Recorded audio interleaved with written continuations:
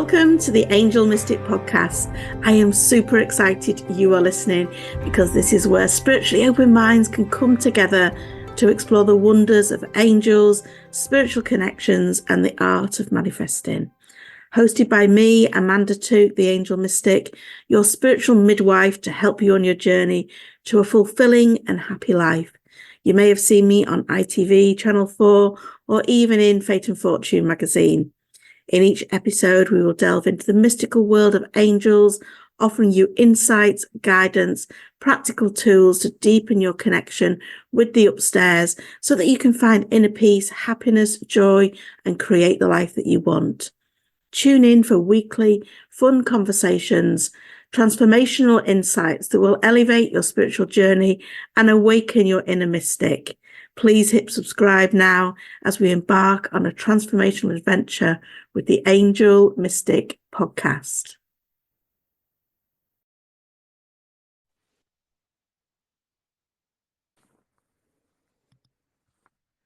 Hello and welcome to another episode of my Angel Mystic Podcast. This episode is all about awakening your spiritual power. Oh my goodness. When I was thinking about putting this episode together, I was thinking, how hard do we make life for ourselves? You know, I honestly think if you are not embracing your spiritual side, you are just making life really difficult for yourself. So hopefully by listening to this episode today, you are going to realize that you can step into that mystical side of life and awaken that spiritual power, because I do believe it gives you, an amazing strength and that inner power that we often need. And I think it's about living in alignment with your highest self. So as a spiritual teacher who, I'm not just doing this as my job, this is who I am and how I operate in life. And I totally believe that we can all blend life and normal, make spirituality more normal.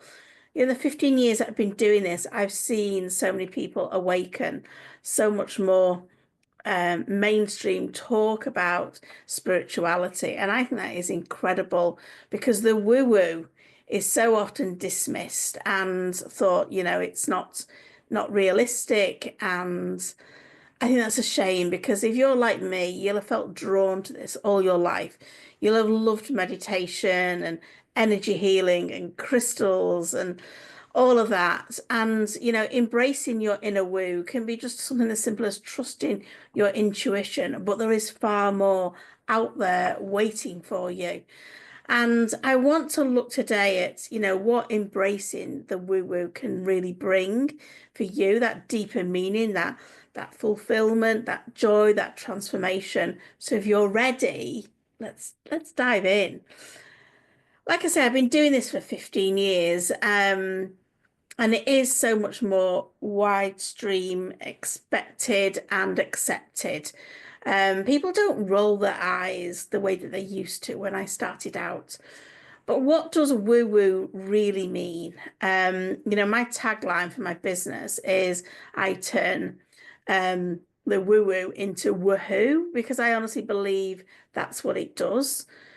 So, it's a playful name, isn't it? Woo-woo. And some people might even think it's a little bit dismissive. But to me, that just describes anything mystical, spiritual. It's your intuition, it's astrology, it's manifesting, it's angel guidance. But for me, woo-woo often, when you think about it, reflects back to sort of ancient wisdom, to, what might have been seen as witchcraft, which is really wisdom in itself, because witchcraft is only wise women.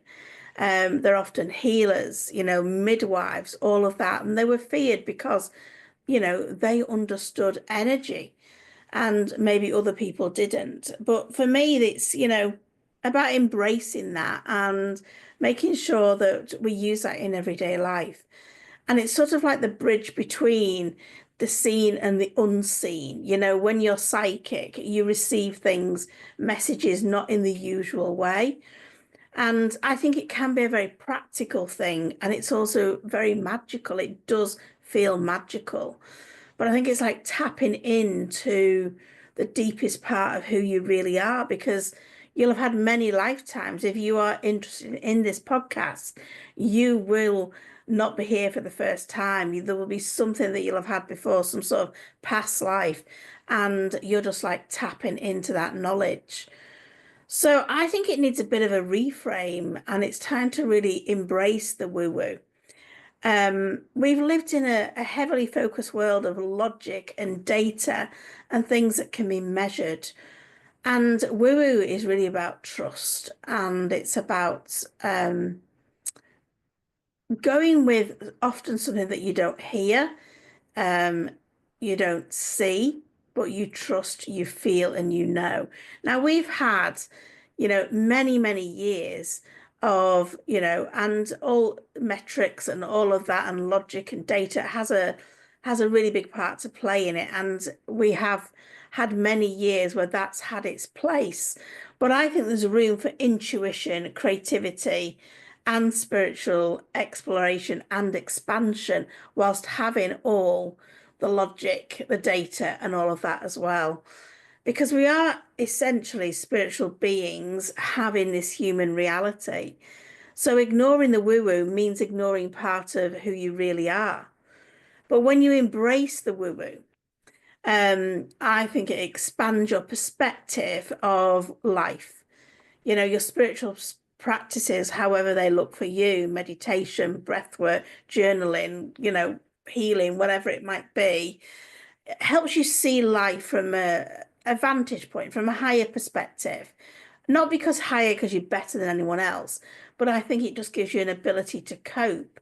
So, particularly if you're dealing with loss and bereavement, for me, when I've gone through those processes, stepping into my spiritual side more has really helped me navigate that, rather than being in the human 3D aspect of it all. So I think you'll find when you do embrace your inner woo, that challenges become opportunities. The things that you're struggling with, you'll realize that actually that was a lesson and a learning, and it's an opportunity for growth. And it means that you're part of something bigger and greater than just you. So strengthening that intuition and being able to really trust that gut instinct, your intuition lives in your heart and it lives in your solar plexus. It varies person to person. It doesn't live in your head. Your head is where you do all the overthinking. But when you can trust that inner guidance, that can lead you to making some amazing decisions that will open up things for you.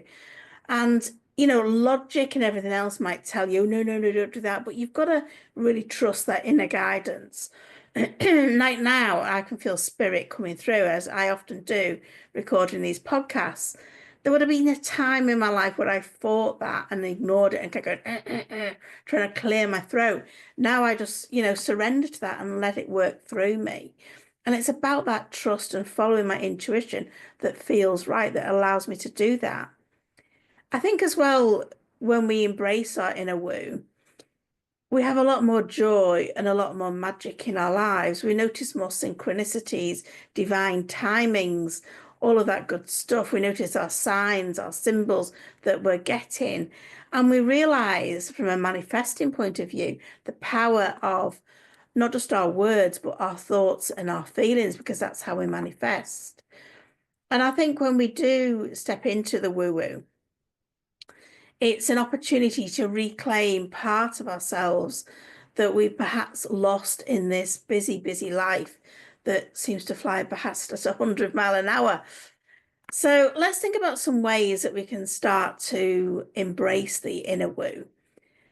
Having an awareness is probably the first step, that, magic is happening around you all the time, and start paying attention to more synchronicities.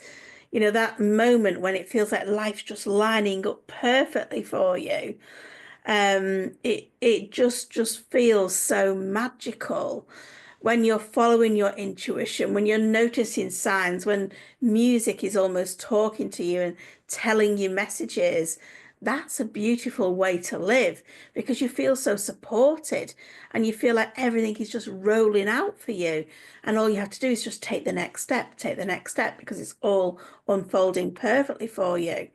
So practicing mindfulness is a really good way to keep you really into the present moment and be noticing what's going on around you because all those synchronicities are happening anyway. It's just that we're not noticing them when we're going too fast with life. But when you become more, grounded and in the moment and you're more present, you're more attuned to those subtle energies and the messages that the universe is giving you. The next one is exploring things. Now, I know when I started on my spiritual journey, I just wanted to learn everything. There was I always say, spirituality is like one long corridor and there's loads of different rooms off it. And you can go in the Reiki room, you can go in the crystal room, and you go in the meditation room and you can work out whether you like it or you don't. And you can come out and go into another room. There's so much you want to learn. And there's still so much I want to learn, even after doing this most of my life and professionally for 15 years. But meditation is a great way to do things. I think meditation can be given a bad rap at times as well, because sometimes it can feel a little bit like, was that it? Am I doing it right? But keep going because it's called meditation practice because you need to practice it. Getting into energy work, getting into Reiki really opens you up. Breath work is amazing. Learning about grounding and protection so that you can control your own energy and not get drained by energy vampires. Working with divinitation, so tarot cards, oracle cards, angel cards, pendulums, crystal balls, whatever you like, whatever you feel drawn to, and you'll go through periods of being drawn to one thing and then perhaps moving on to another. Go with it, explore it all. Working with crystals, you'll have your favorite crystals and, use your intuition because actually crystals, I believe, talk to you.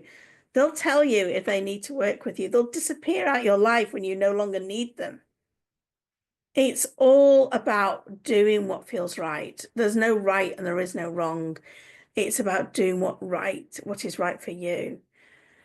And that's really important to remember, especially when we're going through difficult times. So we really do have to trust the process. And trust the process is, you know, having faith in yourself.